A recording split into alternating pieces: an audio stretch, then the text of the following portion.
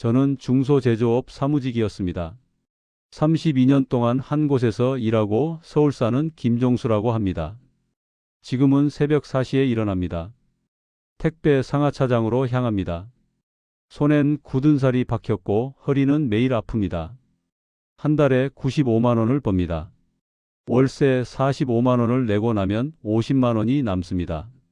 아내는 1년 전에 나갔습니다. 전화번호를 바꿨는지 받지 않습니다. 경북 의성에 빈집이 하나 있습니다. 2년 넘게 팔리지 않고 있습니다. 4천만 원을 주고 샀던 집입니다. 지금은 2,800만 원에 내놔도 아무도 보러 오지 않습니다. 64살입니다. 75세까지는 일해야 합니다. 그래야 죽지 않고 살 수 있습니다. 이제 어디서부터 잘못됐는지 말해보려 합니다. 저는 평범한 사람이었습니다. 중제조업 사무직으로 32년을 일했습니다. 출근 시간은 언제나 정확했고 서류에 실수를 내지 않았습니다. 승진은 느렸지만 문제를 일으키지도 않았습니다. 아침 7시 30분에 집을 나섰고 저녁 6시에 돌아왔습니다. 주말엔 아내와 마트에 갔고 명절엔 고향에 내려갔습니다. 자녀 둘을 대학까지 보냈고 빚은 없었습니다. 전세로 살다가 집주인이 집을 팔면서 월세로 밀려났습니다. 2018년이었습니다. 보증금 1,000만 원에 월세 55만 원. 그래도 견딜만 했습니다. 월급이 280만 원이었으니까요. 저축은 많이 하지 못했습니다. 딸이 결혼할 때 500만 원을 보탰고 아들이 취업 준비할 때 학원비를 댔습니다. 그래도 적금은 꼬박꼬박 넣었습니다. 한 달에 40만 원씩. 2021년 2월 정년퇴직을 했습니다. 통장에 1억 3천만 원이 찍혔습니다. 퇴직금과 명예퇴직, 위로금, 연차수당을 합친 돈이었습니다. 제 인생에서 가장 큰 돈이었습니다. 저는 망할 이유가 없는 사람이었습니다. 성실했고 책임감 있었고 욕심도 부리지 않았습니다. 그저 평범하게 조용히 살았습니다. 퇴직 후 첫 주 저는 계산기를 두드렸습니다. 서울에서 월세로 사는 비용. 월세 55만 원, 관리비 13만 원, 식비 60만 원, 통신비 8만 원, 병원비 평균 20만 원. 한 달에 156만 원이 나갔습니다. 1억 3천만 원을 156만 원씩 쓰면 6년 9개월입니다. 국민연금은 만 65세부터 나옵니다. 3년이 남아 있었습니다. 그 전에 돈이 바닥날 게 뻔했습니다. 아내가 물었습니다. 그럼 어떻게 하냐고? 저는 대답하지 못했습니다. 일자리를 구할 수도 없었습니다. 61세를 뽑는 곳은 없었으니까요. 그때 딸이 전화를 걸어왔습니다. 지인이 키촌에서 잘 살고 있다는 이야기였습니다. 한 달에 80만 원으로 산다고 했습니다. 저는 그날부터 키촌 카페를 뒤졌습니다. 대부분의 후기는 긍정적이었습니다. 시골은 생활비가 절반이라고 했습니다. 집값도 저렴해서 월세 걱정이 없다고 했습니다. 텃밭만 있으면 식비가 확 줄어든다고 했습니다. 저는 계산했습니다. 시골집을 4천만 원에 사면 월세가 사라집니다. 식비를 40만 원으로 줄이고 차량 유지비 10만 원, 통신비 8만 원, 병원비 15만 원. 한 달에 73만 원이면 됩니다. 1억 3천에서 4천을 빼면 9천만 원. 73만 원씩 쓰면 10년 이상 버틸 수 있습니다. 숫자는 완벽했습니다. 국민연금이 나올 때까지 충분히 견딜 수 있었습니다. 저는 확신했습니다. 이건 욕심이 아니라 생존이라고. 아내는 불안해했습니다. 하지만 저는 설득했습니다. 서울에 남으면 우린 끝이라고. 시골로 가면 살 수 있다고. 2021년 4월 저희는 경북 의성행 버스를 탔습니다. 이사 후 3개월은 좋았습니다. 아침에 일어나면 새소리가 들렸고 마당에서 상추를 따서 아침밥을 먹었습니다. 저는 텃밭에 고추와 배추를 심었습니다. 몸은 고됐지만 마음은 편했습니다. 8월이 왔습니다. 낮 기온이 36도를 넘었습니다. 집은 단열이 안 됐고 창문을 열어도 바람이 들어오지 않았습니다. 저는 에어컨을 켰습니다. 아침 9시부터 밤 11시까지. 한 달 뒤 전기요금 고지서가 왔습니다. 28만 7천 원. 전달엔 4만 3천 원이었습니다. 저는 당황했습니다. 시골이 저렴하다던 말은 거짓이었습니다.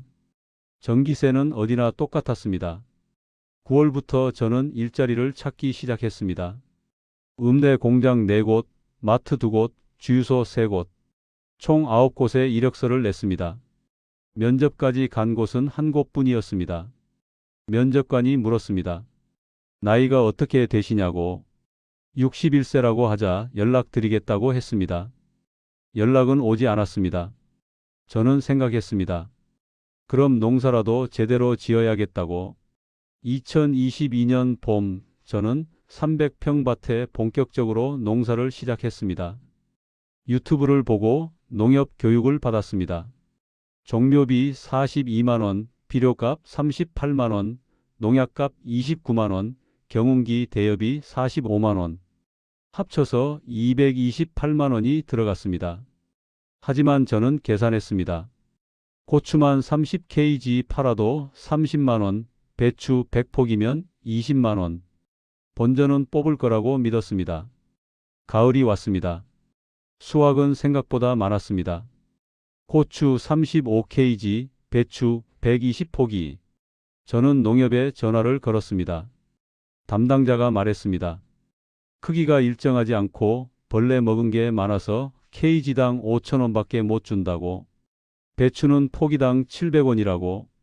총 수익은 39만 원이었습니다.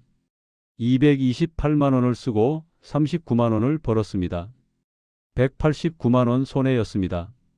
저는 그날 밤 마당에 혼자 앉아 있었습니다. 아내가 나와서 물었습니다. 내년엔 어떻게 할 거냐고. 저는 대답하지 못했습니다. 그땐 아직 이게 시작일 줄 몰랐습니다. 2022년 12월 아내가 계단에서 넘어졌습니다. 오른쪽 손목이 골절됐습니다. 가장 가까운 정형외과까지 차로 25분이 걸렸습니다.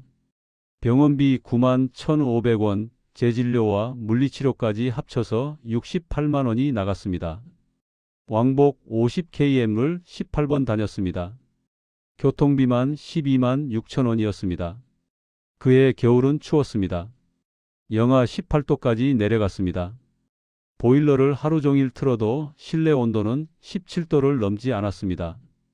1월 난방비가 56만 2천 원, 2월이 54만 8천 원. 2달 만에 110만 원이 나갔습니다. 통장 잔액이 빠르게 줄어들었습니다. 저는 불안했습니다. 이 속도로는 국민연금 나오기 전에 돈이 바닥날 게 분명했습니다. 2023년 3월 마을 이장님이 찾아왔습니다. 농사일 도와줄 사람이 필요하다고 했습니다. 하루 8만 원을 준다고 했습니다. 저는 즉시 수락했습니다. 새벽 5시 30분에 일어나 밭으로 나갔습니다. 모내기, 풀 뽑기, 비닐 씌우기. 허리를 구부린 채 하루 8시간을 일했습니다. 처음 일주일은 견딜만 했습니다. 2주째부터 허리가 아프기 시작했습니다. 한 달에 20일을 일했습니다. 160만 원을 벌었습니다. 하지만 몸이 무너졌습니다. 아침에 일어날 때마다 허리에서 소리가 났습니다. 저녁엔 다리가 저려서 잠을 이룰 수 없었습니다. 6월 마늘 수확철이었습니다. 그날따라 날씨가 더웠습니다. 38도였습니다. 저는 밭에서 쓰러졌습니다. 열사병이었습니다. 응급실까지 1시간이 걸렸습니다. 링거를 맞고 2일 동안 누워 있었습니다. 병원비 18만 원. 그 후 2주일 동안 일을 못했습니다. 수입이 끊겼습니다. 7월부터 저는 다시 일을 나갔습니다. 하지만 몸이 예전 같지 않았습니다. 허리를 구부리면 숨이 막혔고 무거운 걸 들면 손이 떨렸습니다. 이장님이 말했습니다. 다른 젊은 사람을 쓰겠다고. 63세인 저는 이제 너무 늙었다고. 8월 일자리가 끊겼습니다. 같은 달 차에서 이상한 소리가 났습니다. 정비소에 갔습니다. 타이밍 벨트를 바꿔야 한다고 했습니다. 145만 원. 선택의 여지가 없었습니다.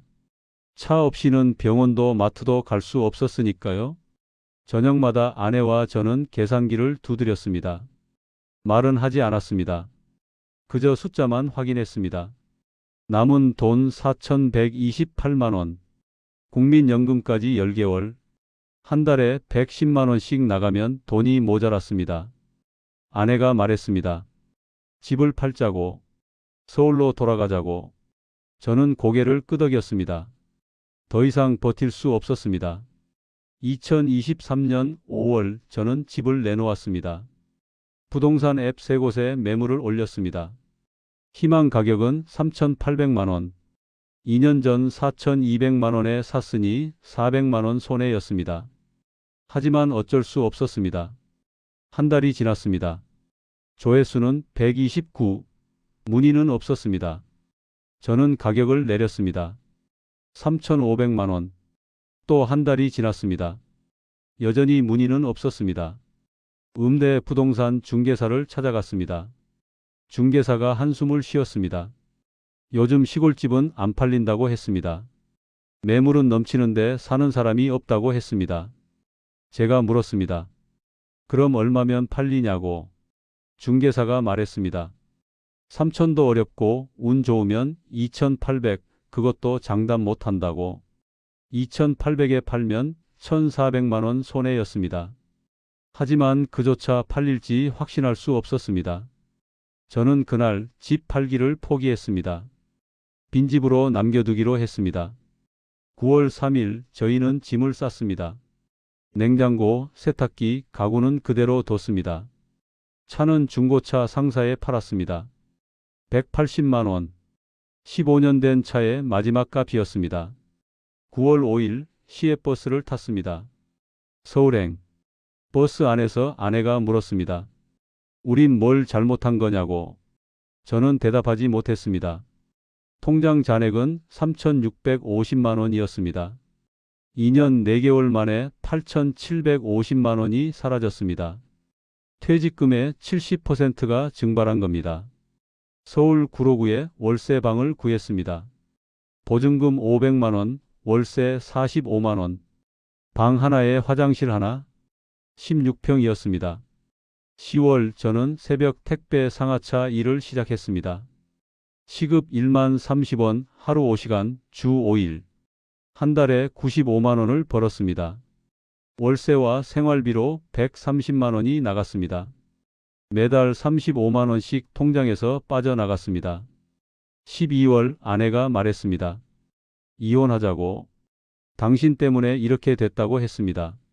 시골 가자던 건 당신이었고 계산한 것도 당신이었다고. 저는 죄송하다고 말했습니다. 하지만 아내는 짐을 쌌습니다. 딸네 집으로 간다고 했습니다. 저는 붙잡지 않았습니다. 붙잡을 자격이 없었습니다. 2023년 12월 15일 아내가 나갔습니다. 전화번호를 바꿨습니다. 딸도 제 전화를 받지 않았습니다. 저는 혼자 남았습니다. 방 한 칸에서 매일 새벽 4시에 일어나 택배를 나르며 63세의 나이로. 그게 저의 끝이었습니다. 지금은 2024년 12월입니다. 64세입니다. 매일 새벽 4시에 일어납니다. 4시 40분에 집을 나섭니다. 물류센터까지 걸어서 20분입니다. 5시 30분부터 10시 30분까지 5시간 동안 박스를 나릅니다. 무거운 건 20kg 넘습니다. 하루에 수백 개를 옮깁니다. 손엔 굳은 살이 박혔습니다. 허리는 매일 아픕니다. 아침에 일어날 때 소리가 납니다. 진통제를 먹지 않으면 일을 할 수 없습니다. 한 달에 95만 원을 법니다. 월세 45만 원, 관리비 12만 원, 식비 40만 원. 남는 돈은 없습니다. 국민연금 89만 원이 나오지만 부족합니다. 매달 30만 원씩 통장에서 빠져나갑니다. 통장 잔액은 2,980만 원입니다. 이 속도로 나가면 8년 뒤엔 바닥납니다. 72세입니다. 그 전까지 일을 해야 합니다. 아니, 75세까지도 일해야 할지 모릅니다. 경북 의성에 집이 하나 남아 있습니다. 2년 넘게 팔리지 않고 있습니다. 가끔 부동산 앱을 열어 확인합니다. 조회수만 늘어날 뿐 문의는 없습니다. 2,800만 원으로 내렸지만 소용없습니다. 아내와는 연락이 끊겼습니다. 딸도 전화를 받지 않습니다. 명절에도 혼자입니다. 저는 그들을 원망하지 않습니다. 제 잘못이었으니까요. 지금 생각해보면 저는 숫자만 믿었습니다. 시골은 저렴하다는 말, 텃밭이 있으면 식비가 준다는 말, 조용히 살면 돈이 안 든다는 말, 그 숫자들은 아무것도 하지 않을 때만 맞는 계산이었습니다. 일자리는 없었습니다. 60세를 넘으면 아무도 쓰지 않았습니다. 농사는 돈이 되지 않았습니다. 팔 곳도 없고 팔아도 본전을 못 뽑았습니다. 전기세, 난방비, 병원비, 차량 유지비. 시골이라고 싸지 않았습니다. 오히려 더 들었습니다. 가장 큰 실수는 집을 산 겁니다. 시골집은 사기는 쉽지만 팔 수는 없었습니다. 돈이 집에 갇혀 버렸습니다. 빠져나올 수 없었습니다. 수입이 끊긴 채 시간만 흐르는 구조. 그게 가장 위험한 겁니다. 돈은 조용히 사라지고 나이는 늙고 되돌릴 수 없게 됩니다. 저는 32년 동안 성실하게 살았습니다. 문제를 일으키지 않았고 책임을 다했습니다. 하지만 그건 아무 소용 없었습니다. 단 2년 만에 모든 게 무너졌습니다. 지금 저는 새벽마다 박수를 나릅니다. 64세의 나이로 75세까지, 아니 그 이후에도 죽을 때까지 일해야 할지 모릅니다. 만약 누군가 시골을 꿈꾸고 있다면 제발 이것만은 기억하십시오. 시골이 저렴한 건 거짓입니다. 수입 없이 시간을 사는 구조가 가장 위험합니다. 집을 사면 다시 팔 수 없습니다. 60세가 넘으면 일자리는 없습니다. 저는 그걸 몰랐습니다. 이제는 압니다. 하지만 너무 늦었습니다.